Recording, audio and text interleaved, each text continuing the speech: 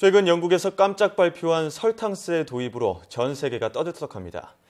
멕시코, 프랑스에선 이미 설탕이 든 음료수에 세금을 징수하고 있는데요. 앞서 전해드린 것처럼 우리 정부도 당류 저감 종합 계획을 발표하기로 했습니다. 네, 인류의 건강을 해치는 적으로 지목된 설탕, 이 과다 섭취를 막기 위한 노력이 무엇보다 중요한 시점인데요.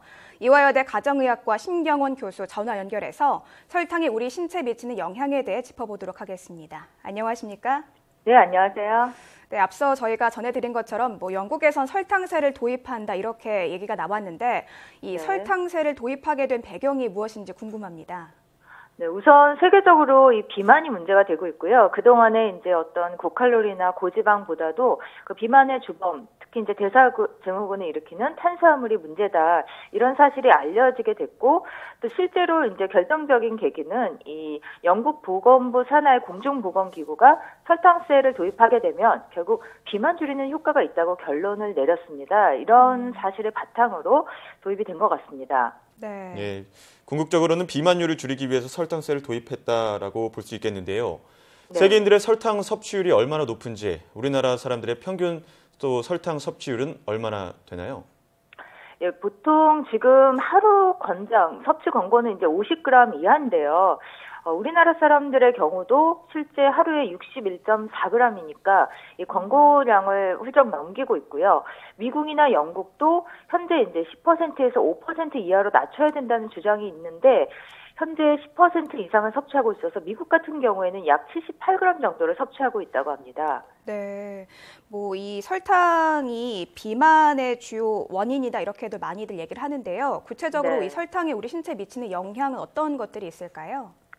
네, 일단 설탕은 여러 단계를 거치면서 이 가공 과정에서 섬유소나 기타 영양물질이 다 제거가 되고 굉장히 우리 몸속에서 흡수가 빠른 탄수화물만 남게 되는데요. 이런 경우에는 의학적으로 인슐린 분비를 유발하기 때문에 어떻게 보면 굉장히 효과적으로 살이 찌고 또 포만감은 오래 지속되지 못해서 배는 금방 고프게 돼서 실제적으로 비만을 유발하게 됩니다. 네, 그러면 이 설탕 외에 다른 당류들은 먹어도 괜찮은 걸로 볼 수 있을까요?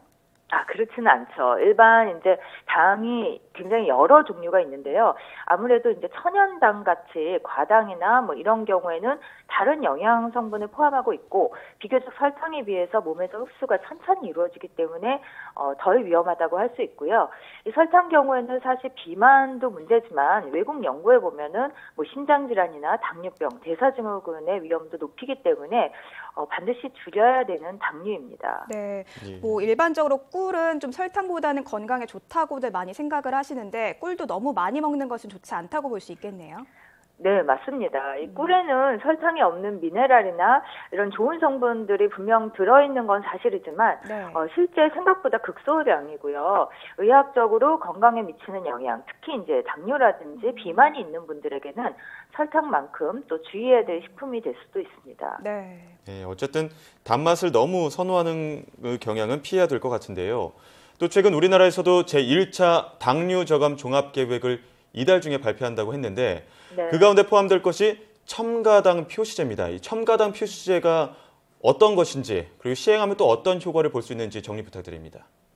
네, 실제 이 첨가당은 꼭 설탕이 아니더라도 설탕과 유사한 작용을 하는 경우가 많습니다. 그래서 칼로리도 높일 뿐 아니라 실제 공복감도 유발하게 되고요. 다른 성인병에도 좋지 않은데 이렇게 표시를 하게 되면 우리나라 사람들이 봤을 때 예를 들어 트랜스지방이나 콜레스테롤처럼 이게 몸에 좋지 않은 성분이구나 하는 경각심을 가질 수 있고 또 하루에 그런 권고량을 넘지 않도록 이런 주의를 할 수가 있기 때문에 아무래도 도움이 되겠습니다. 네, 소비자가 조금 참고할 수 있다는 데서 도움이 될 거라고 설명해 주셨는데요. 이 설탕세가 요즘 주목을 받고 있는데 국내에서는 아직 이 설탕세 도입에 대해서 언급이 되지 않고 있거든요. 교수님께서는 우리나라도 이 설탕세 도입이 필요하다고 보십니까?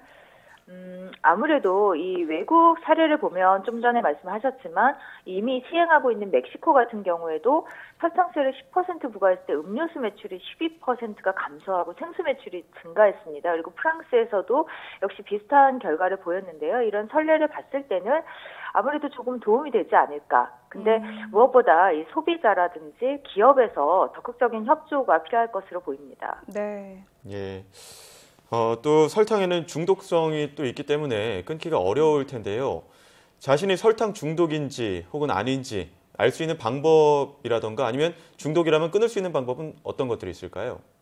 네, 설탕 중독이 최근에 이제 정신과 진단명으로도 명시가 되었는데요. 예. 우선 내가 설탕 중독인지 아닌지 알 수 있는 거는 스트레스를 받았을 때 단 음식부터 생각이 난다든지 또 이렇게 단 음식을 끊었을 때 손발이 떨리거나 산만해지거나 이렇게 무기력해지고 우울증이 느낀다면 설탕 중독을 의심해 볼 수가 있고요.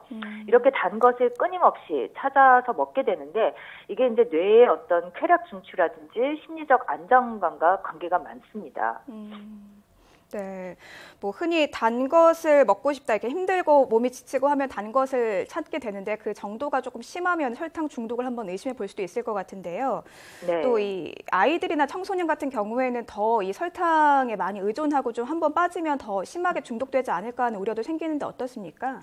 맞습니다. 이 설탕이 미치는 영향 중에는 뭐 심혈관이나 성인병에 대한 영향도 있지만 특히 이게 이제 우리 몸에서 칼슘 배출을 촉진하기 때문에 어른들 같은 경우에는 골다공증이 올 수 있지만 또 청소년기에는 성장 저해라든지 또 이 집중력을 감소시킨다든지 이런 쪽에서 영향을 줄 수 있고 아무래도 나이가 어릴수록 이 중독에 대한 거를 끊기가 더 힘들기 때문에 주의가 더 필요하겠습니다. 네, 뭐 부모님들께서 조금 더 이 아이들의 뭐 먹는 것들 이렇게 식습관을 좀 관리해 주는 게 중요할 것 같습니다.